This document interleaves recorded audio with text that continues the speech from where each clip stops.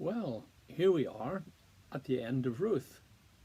We are now in the last chapter and we are left considering what the story of Ruth, Boaz, Naomi, Orpah, and all the other characters we came across can tell us about what God is like and how we should respond to Him. The first thing we learn from Ruth 1 is that Ruth was a Moabite. This may not have seemed important to us at the time, but it serves to illustrate the point that God accepts everyone, irrespective of where they are from, and really, we should do the same. It doesn't matter where a person's from, or what they're like, or whatever. God accepts everyone, and we should be no different. Jumping to Ruth chapter 4, we find Boaz leading the story, and he is sitting at the gate to the town when the nearest kinsman redeemer comes along. The place is important, as the gate was where disputes of all sorts were settled in a public setting. The gate was not like our garden gates, for example, but like a city in medieval times. Here they conducted all sorts of business and settled all sorts of disputes. Now, we know Ruth had a nearer kinsman redeemer than Boaz, so he had the right to redeem the land.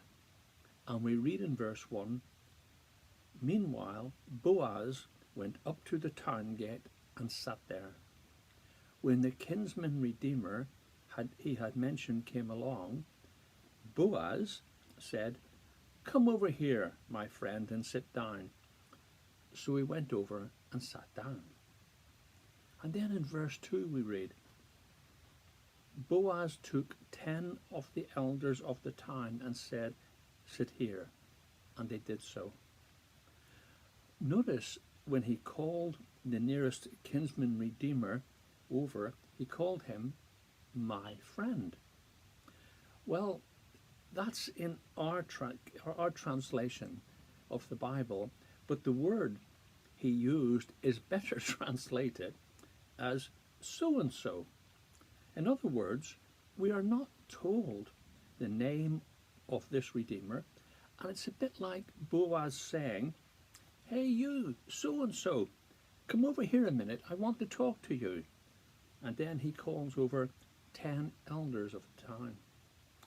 So you can imagine a court scene is ready to take place, and Boaz speaks first.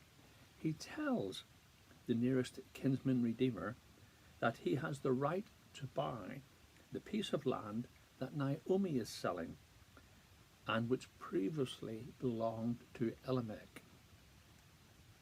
Boaz acts honourably. He pays attention to legal procedures and makes the situation known before witnesses. It's not surprising that the initial response of the unnamed relative is, "I will redeem it."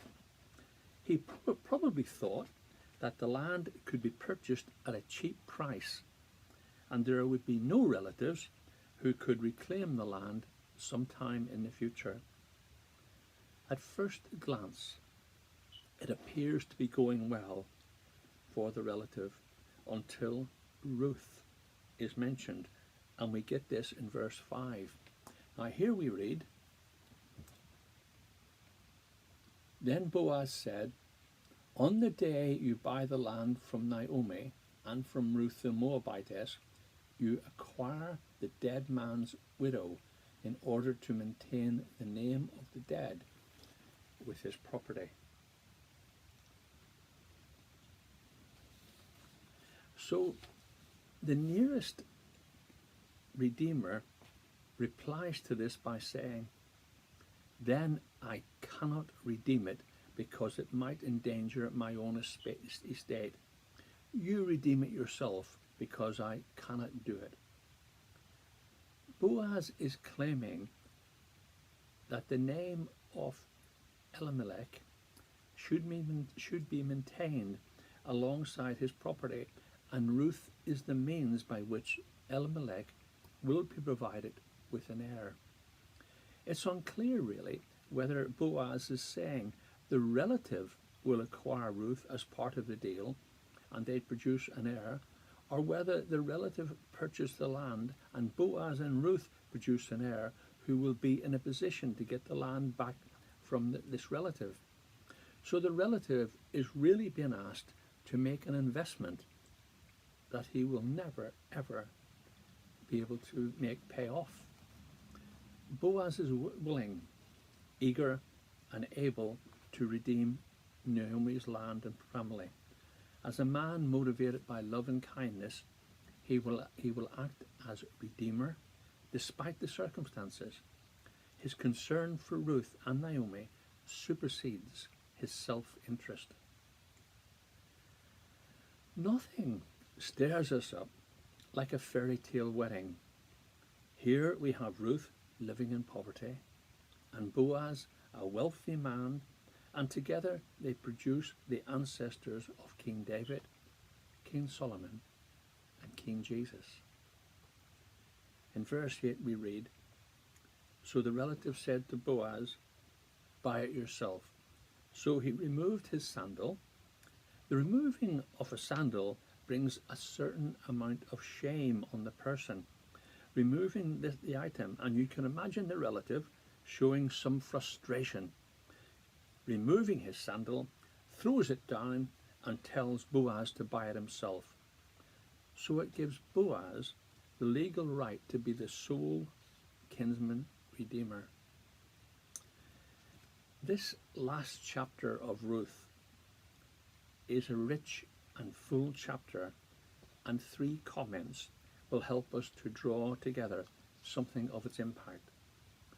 The first is that our impression of Boaz as a man of shrewdness, kindness, and efficiency is underlined, and thus the actions of chapters 2 and 3 is brought to a satisfactory conclusion. Boaz bows out, leaving us an impression of goodness and generosity, which are a reflection of Yahweh's own love. Second, the story of Ruth is firmly tied to that of Israel, and also shows that foreigners who believe in Israel's God and are accepted and welcomed into that story. And third, we are pointed to the future. The emphasis is now to be on the children of the marriage of Boaz and Ruth and how they are to affect the future, not only of their immediate family, but of Israel itself. The book of Ruth is not simply a charming story from a vanished world, although of course, at face value, it is that. It is not simply a cleverly crafted narrative with a compelling plot, rounded characters, and a convincing setting, although it is that too. And also, it's not simply a fascinating study of human activity and initiative.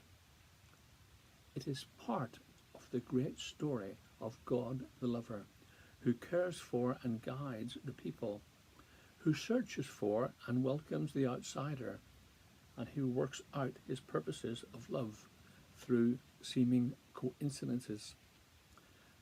So, as you reflect on this book of Ruth, you may examine the many coincidences that have happened in your life. Reflect on it and see how many you can come up with. And when you have made your list, refer to them not as coincidences, but rather as God incidences. Because one thing we've learned from the book of Ruth is that God is with us all the time. God is in control of our lives, guiding and directing us. We, like Ruth, just have to listen. And Boaz, I should add, we, like Ruth and Boaz, have to listen and do what he's asking us to do. So I hope you've enjoyed this little study into the book of Ruth, and I look forward to seeing you again sometime. Thank you.